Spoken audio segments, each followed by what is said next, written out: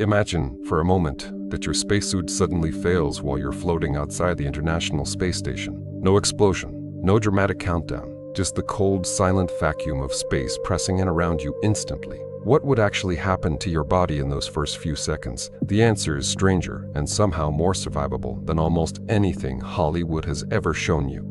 Forget what you've seen in movies. You wouldn't freeze solid instantly. You wouldn't explode into a bloody mist. But what genuinely does happen to the human body in the vacuum of space is, in its own way, even more unsettling once you understand the real biology and physics behind it. Let's start by clearing up the most common misconceptions. First, you would not explode. Human skin is actually strong and elastic enough to contain your body's internal pressure without rupturing, even when the external pressure around you drops to essentially zero. Your body is far tougher than most people assume. Second, you would not instantly freeze solid like something pulled from a freezer. Space is an excellent vacuum, meaning there's almost no matter present to conduct heat away from your body quickly. Heat loss in space actually happens slowly, primarily through radiation, the same way a campfire loses warmth into the night sky. And third, your blood would not boil violently the way water boils on a stovetop. While something called ebullition does occur, and we'll get to exactly what that means shortly, it's a far more contained and specific process than the dramatic boiling effect often portrayed in science fiction films. So what actually happens, second by second? In the very first moment of exposure, the air inside your lungs would rapidly expand and rush outward because the pressure inside your body is now dramatically higher than the pressure of the vacuum surrounding you. This is why holding your breath in this situation would actually be dangerous, not helpful. Within about 10 seconds, the water in your saliva, in the moisture coating your eyes, and in other exposed tissues would begin to vaporize rapidly, a process called ebullition. This happens because liquids boil at much lower temperatures when surrounding pressure drops low enough, and in a vacuum, that pressure is essentially zero. Your skin would likely begin to swell noticeably, sometimes described by researchers and survivors of accidental depressurization as feeling similar to a tight, full-body sunburn, though your skin itself would remain intact and would not actually burst, thanks to its natural elasticity and structural strength. Meanwhile, gas dissolved in your blood and bodily fluids, much like the carbonation inside a soda can, would begin forming small bubbles as the surrounding pressure dropped, a phenomenon similar to what scuba divers experience with decompression sickness, sometimes called the bends if they surface too quickly from deep water.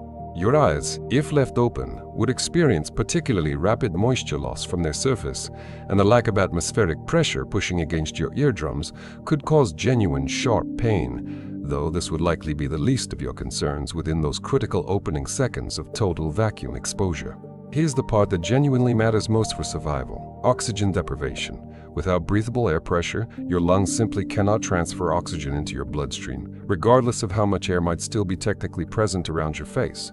Your blood oxygen levels would begin crashing almost immediately. Researchers studying accidental depressurization incidents, including a famous 1966 NASA test chamber accident, found that a human being would likely remain conscious for somewhere between 9 and 11 seconds after sudden total vacuum exposure, a brief window during which the brain still has enough residual oxygen to continue functioning. After this brief window closes, unconsciousness would set in rapidly, caused directly by the brain's sudden and severe oxygen starvation, a condition doctors call hypoxia. This is actually the exact mechanism that ultimately determines survival or death in these extreme scenarios, far more than any of the other dramatic effects people typically imagine. Crucially, this entire process is potentially survivable if a person is recompressed quickly enough. NASA's own research and at least one well-documented real-world accident strongly suggest that if proper pressure is restored within roughly 30 seconds, full recovery without lasting injury becomes a genuinely realistic possibility.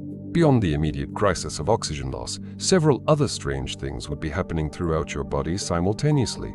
Without atmospheric pressure pushing down on you from every direction, gas trapped within your digestive system would expand significantly, something astronauts and researchers sometimes refer to, somewhat humorously, as a notable bloating effect. Your cardiovascular system would also be under significant strain.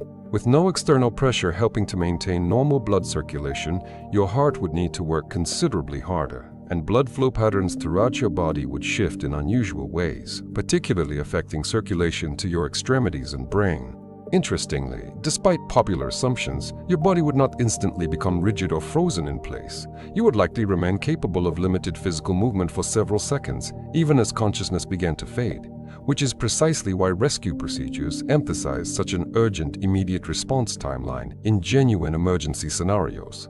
Your skin temperature would actually drop relatively slowly at first, since the vacuum of space, despite popular belief, isn't actually cold in the traditional sense. It simply contains no matter at all to efficiently conduct heat away from your body through direct contact. This is actually one of the most counterintuitive aspects of space exposure. Temperature in a vacuum works completely differently than temperature here on Earth, where we're surrounded by air and constantly losing heat through direct contact with our surroundings. In space, with literally nothing there to touch, that primary mechanism simply doesn't apply. Instead, your body would lose heat exclusively through thermal radiation, the same basic physical process by which the sun warms the Earth across millions of miles of empty space. This radiative heat loss happens, but it occurs far more gradually than the instant freezing effect commonly depicted in popular movies and television. Meanwhile, if you happen to be in direct, unfiltered sunlight rather than in shadow, you could actually experience significant, even dangerous heating instead, since there's no atmosphere present to filter, scatter, or absorb any of that incoming intense solar radiation before it reaches your exposed skin directly. This isn't purely theoretical. In 1966, a NASA test subject named Jim LeBlanc was wearing an experimental spacesuit inside a vacuum chamber when his suit's pressure hose accidentally disconnected. He later reported that his very last conscious memory before passing out was the distinct sensation of saliva boiling on his tongue. Remarkably, LeBlanc was recompressed within approximately 15 seconds by an alert technician who rushed in to manually repressurize the chamber. He regained consciousness almost immediately afterward and suffered no serious lasting injuries from the entire incident. A real-world demonstration of just how survivable brief vacuum exposure can genuinely be. Other documented incidents involving rapid decompression in aircraft and experimental chambers have generally supported these same findings. Brief exposure, lasting only a matter of seconds, followed by prompt recompression, tends to allow for full recovery in the vast majority of recorded cases throughout aviation and aerospace history.